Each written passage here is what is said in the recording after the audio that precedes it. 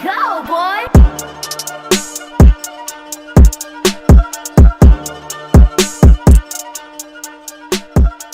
Welcome, ladies and gentlemen.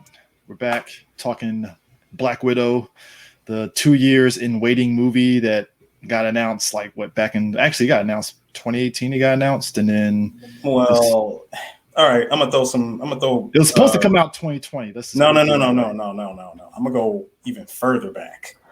The idea of Black Widow was in talks back in 2004. Oh yeah, that because there was that and Ant-Man and a lot of the movies before. Right. Yeah. This was a movie. Yeah, Black Widow was supposed to be put together. Like, it was a project that was put together back in 2004. Never got off the ground, so nobody really knows about it. Mm-hmm. And now here we are with this one. Yeah, a lot of studio heads looking at Perlmutter. They wanted Black Widow to have a movie, and it wasn't until Marvel had to kind of shift around leadership and stuff that they decided to actually get a Black Widow movie going and stuff. The movie itself is solid. There's arguments to be made. I understand that people that probably felt that this should have came out like after Civil War, which I'm like, yeah, it should have. Look, Chris, without spoiling anything, I'm going to go ahead and say I am on that side of the fence of people that feel some sort of way about this movie. Number one, Marvel, Disney, you really had us sit through an entire pandemic for this. Dude, that's any movie. It ain't just them. It was money. I get it. No, full and well it's because of money. Because I don't care. Your big movie. You're I not don't gonna care. just throw it on there. I don't care. This doesn't even feel like a big movie to me. It felt like a pretty good movie. It felt like a boring movie in terms of the budget. No, it didn't even feel like a big movie to me. And I mean, listen. Even with everything that Scarlett Johansson did as an actor in this movie, I don't want to fault her because she's just the actor. Yeah. The writing, the directing, and all of it was just... There was so much promise in this movie in the first 6 minutes, and it immediately went flying out the window after that. There was so much that they could have built on. I mean, they built on a lot of stuff, but I don't know. For me, like any issue that I have with the movie boils down to maybe the execution of certain story ideas. Like, for instance, I think the only one that I can sit there and say solidly, I understood what they were doing, but they could have at least did a little bit better on was Taskmaster, because I like the concept of what they were doing with that character visually and everything. Nice concept and stuff. And it does fall back on, because the whole premise of the movie is surrounding what happened with Black Widow in Budapest and how that revolves around this whole thing with her and her sister attacking the Red Room and all that and stuff. So it's revolving around those things. It's just the execution of Taskmaster could have been a little bit better. Dude, Taskmaster, again, not spoiling, but I am gonna put it out there. It's not who you think it is. No. I'm not even saying. No, never mind that. It's not even that. The fact that this movie is 2 hours and 15 minutes and Taskmaster is in it for all of 8 minutes really bothers me. Yeah, it's kind of like what you got in the trailers is what you got in the film, except it's just extended more. Because your lead bad guy, but not by a whole lot. Because your lead bad guy is basically, you might as well call him Putin Light.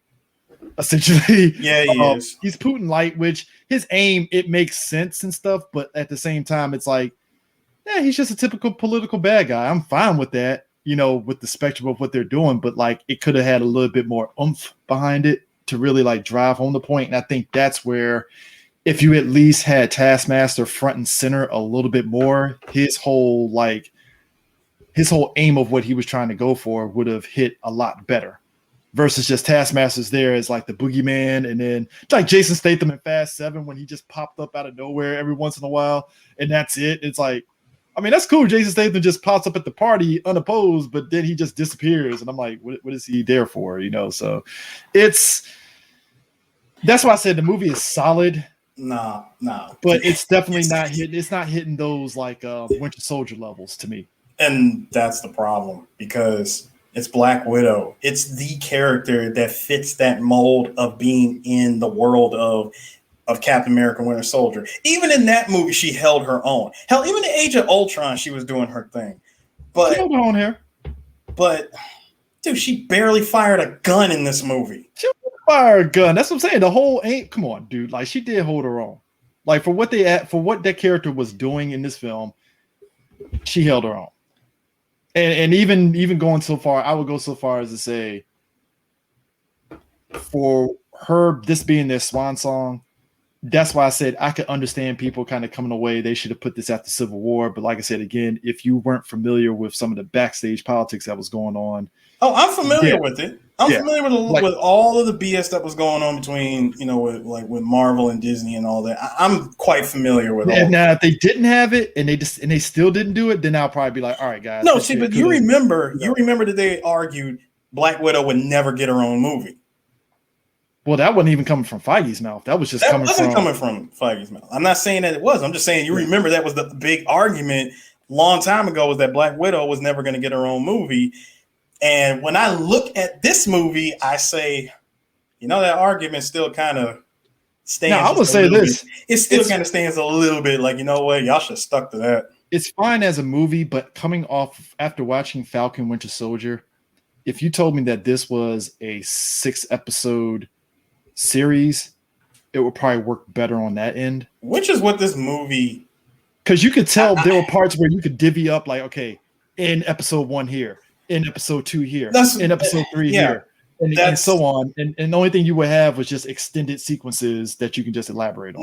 No, see, CJ, that's another part of my argument with the string of Marvel Disney Plus shows that are out.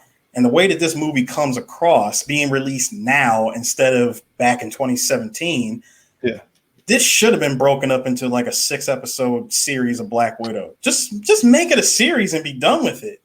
Yeah, in my personal opinion, it would have had a much better payoff with it being a series as opposed to being a movie. Because the fact that you made this movie, I get it. It was supposed to come out last year. But when you really watch it, this should have came out after Civil War. Yeah, that's what I'm saying. I get it and stuff. I'm not as hard pressed about it because it's like, well, it is what it is. You take it what you're given up front. I'm just more mad at the fact that we had to wait through an entire pandemic just to see this. I'm like, this is what you made us wait for. See, I ain't even approach. That's why I'm saying if I'm approaching this movie, you have to approach this movie from the perspective of take the pandemic and all that shit off the table. You have to approach it if I approach it as a movie. Like I said, as much as I enjoy the movie, I could see this like Falcon Winter Soldier, where this could have been a 6-episode miniseries. Yes, and it would have accomplished the same thing, and you would have still got Black Widow her swan song and stuff. Which given where this movie goes, I'm pretty sure her sister is going to probably end up getting to show off this, which total sense, obviously. Again, I'm not going to spoil anything because if I say anything, it's going to feel like a spoiler. Oh, that's why I kept it at that. I was like, yeah. So it's really, this movie's really threading that, it's hitting that line where it's like you can see the angle of people that kind of feel whatever about the film, and then some people that are going to enjoy the film. I will say I don't feel you as a person should overvalue this film like it's the greatest thing ever. It's like, no, it's not. No, it's a solid film. It does its job. That's it. That's all. It has great moments. Look, I want more Red Guardian because he was fucking hilarious in this movie. I need more of that. I mean, if Marvel decides to include him in more of Phase 4, Winter Guard. I mean, they're clearly doing that. No more Taskmaster because you really gotta look. You already given us a badass Mandarin and Shang-Chi, so I'm hoping that you guys can give us a. I'm really hoping I'm really hoping that they do rectify that. Can we get a proper Taskmaster? Because like I said, the concept, I like what it was doing. I was like, oh, okay, this is cool, but like just the execution could have been a little bit better. No, going back to Taskmaster, you want to know who this was? And shout outs to Lucas because he literally echoed what I was thinking. Taskmaster was Idris Elba in Hobbs and Shaw. Yeah, I mean, technically, that's what it was. In fact, this movie itself felt like Hobbs and Shaw. If you know Taskmaster as a character, okay, so the basis of Taskmaster, just as a primer, Taskmaster is Tony Masters' former Shield agent and stuff. He injected himself with this shot that gives him photographic reflexes and stuff. He basically can look at a move, learn it, and adapt it and stuff. I think he ends up losing his long-term memory, but he retains his short-term memory, hence why he knows the fighting styles and stuff. So the Idris Elba comparison to Hobbs and Shaw is apt in that comparison and stuff, but the way this movie did it, they leaned heavily on the Hobbs and Shaw angle because Taskmaster, the way he gets his information, it's what I expected them to do, but like I said, they could do a little bit better on that. I think they can improve on that. So, yeah, the Hobbs and Shaw thing is very apt on that end. This is Marvel's Hobbs and Shaw, period. Yeah, and again, it's not a bad thing, but to your point, though, it's one of those, yeah, they could have released this after Civil War, but whatever. You know, because especially with the timeline and them really emphasizing that when they always bring up Thunderbolt Ross in the film, because he pops up like 3 times in this film, and I'm like, this was an easy check for him. Yeah, I mean, you know, but I mean, it works and stuff. That's why I was like, I see what they're setting up. And like I said, they gave it enough room for Black Widow to breathe and tell her story and stuff. But it's one of those like, yeah, there's room for improvement. But it's not a bad movie. It's just one of those like, yeah, if you were coming at it from the angle of I had to wait years for this, yeah. But if you're just approaching it as the movie without the pandemic shit, it's like, it's fine. I'm still gonna say it's barely a passable movie. It's definitely going to be one of Marvel's forgettable movies. I mean, put it this way, it wasn't on the level of Fast 9 to me of a disappointment. No, see, first of all, that bar is way too low for even Marvel to try to get. Hell, even Marvel's worst isn't Fast 9. Okay, well, that's what I'm saying. It's like, that's because when you said disappointment with this, I was like, so you're saying it's like Fast 9? No, Fast. No, first of all, Chris, listen, because I don't want to turn this into a Fast debate again. Fast 9 was a mistake. All right, I said it. Black Widow is just too little, too late. Very too late, very too little, and you should have put this again. You should have put this out after Civil War. You also should have. What you also could have done is, instead of going for a movie, which again, I'm not going to blame the pandemic necessarily on Disney and Marvel for this. I still say you're taking one of the MCU's lesser characters. I hate to say it, Black Widow has been reduced throughout every Marvel movie. The character was always like a fucking... No, but you could have done... Listen, they were building up so much with her from Iron Man 2. There was a lot that they could have went with. There was a lot of potential with her, is what I'm saying. And it worked. Like I said, it worked for what they were doing with the character. I don't think this kind of goes out on a whimper. It's just one of those. No. What I'm saying is there was so much potential that they could have done with her. Like you could have. There were so many options that they could have explored. But again, Marvel played it safe. They played it very safe with this movie. Yeah. So it's kind of one of those, for better or worse, you get why they played it safe, because they didn't want to sit there and piss off certain people. But at the same time, it's like, well, this is what they want to tell. Clearly, this was going to be the baton passing for Yelena. So, but in my opinion, this movie it's going to join the cast of Marvel's forgettables like Thor: Dark World. And I don't think it's going to be forgettable on that level. I think it's just going to be one of those. Oh, it's slowly not. No. It's quietly knocking on that door. Trust me. Not even, because like I'm talking, it's gonna be right. No, it's gonna be right there with Thor: Dark World, Iron Man 3, and this way I can actively. What's another movie? I can actively put in Iron Man 3 and enjoy it. I can actively put in this movie and probably enjoy it. Thor: Dark World, not so much, because I'm not going out of my way to put that on DVD and just watch it out the fucking blue. So that's why I'm like, you know what? Here's the category where I put it at, and I love this movie. I put it into the tier of Incredible Hulk. Every once in a while, I will pop an Incredible Hulk and watch it because it's an enjoyable film, but I can understand people that feel it's forgettable to a degree because that movie had moments. Well, no, see, the problem with Incredible Hulk is that you say it's forgettable. No, I didn't say. I didn't. No. I mean, people. No, I'm saying in response to what you were saying about it being forgettable. I personally blame Paramount for that. Yeah. I mean, really think about it. It's not even in Disney Plus. Yeah, they're still no. I think that's Universal. It's not Paramount. No, it's Paramount. I could have sworn Universal owns the right to Hulk. I mean, That you're movie was probably through right. Paramount. No, you're probably right. Yeah, but yeah, I mean, it's one of those. Look, I'll if Black Widow comes out on Blu-ray, I'll pop it in and watch it because it has a lot of stuff in it that's enjoyable. But at the same time, like I said, when it came into Phase 4, I'd be hard pressed to kind of approach this movie and be like, it's the greatest thing ever, because I'm seeing a lot of people do that. I was like, guys, rear it back a little bit. Like it's a fine movie, you will enjoy it. But at the same time, there's arguments to be made about a lot of things of what they could have did and what they could have did in terms of where the story could have been placed at. And it is what it is, So I'm taking it for what it is and stuff. I think the movie is a 7 out of 10 to me. It's a fine movie. It ain't gonna break the bank like Endgame did or whatever and shit, where it's like, oh my god, No, crazy. see, I'm not expecting it. That's the other thing, Chris. I'm not expecting this movie to be on the level of Endgame or even Infinity War for that matter. Hell, none of the Avengers movies, because this is a Black Widow. It's a one character standalone movie. It felt Therefore, it doesn't need to try to live up to that standard of being bigger than that movie. It'll never reach that plateau. I mean, it felt more in line with what Falcon Winter Soldier was doing versus the Winter Soldier movie, which kind of just kicked in the door and was like, yeah, fuck you. We're going to give you just this fucking badass fucking movie where Captain America is wrecking house and Winter Soldier is kicking dudes into turbines and killing them and shit. Yeah, see, and Captain America Winter Soldier over-delivered on that, and I appreciated every second of that movie. Yeah. I mean, this one, it delivers, but it's like you wanted to actually kind of like go over that hump of delivering it. You know what it reminded me of?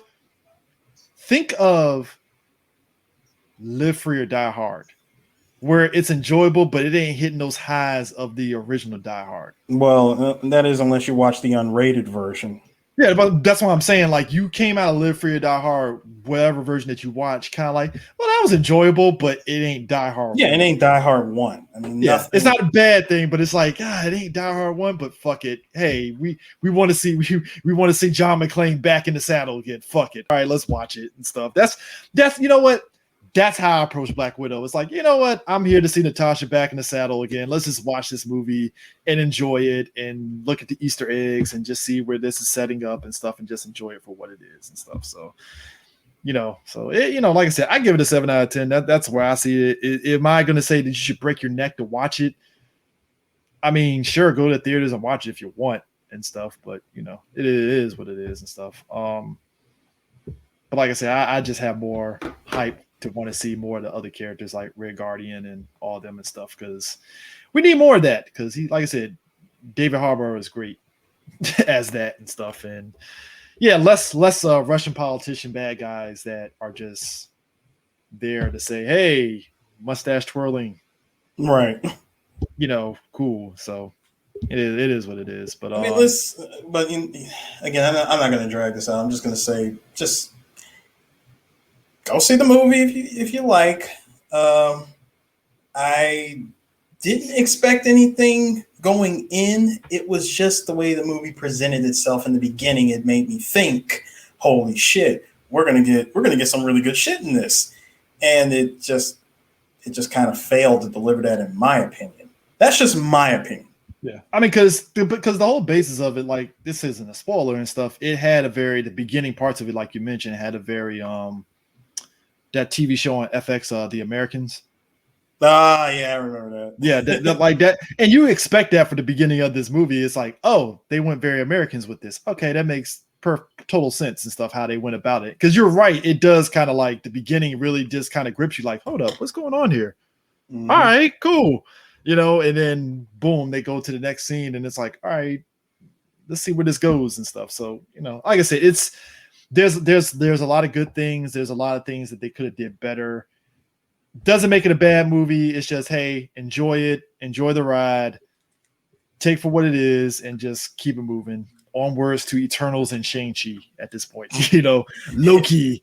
This is at this point, it's like you have to enjoy these films for what they are and just take it for what it is. Just enjoy it for and just keep it moving and stuff. So, do I think it was worth it? I will agree with you on this end. It was my anticipated movie, but I didn't have the hype that a lot of people are like, oh man, Black Widow, I can't wait. I was like, well, hey, look, when it comes out, it comes out, and I think that's the difference, is just in terms of how people felt in terms of the hype and stuff. So it is what it is. But anyways, that is it for our Black Widow review. We'll be back later on. Hopefully, when Zola drops, we can actually get into a full discussion on that, because you need to watch that, sir, when it drops, because that movie it's supposed to be on digital later this month, so we'll see. But anyways, folks, we'll catch you guys later. Peace out. Later.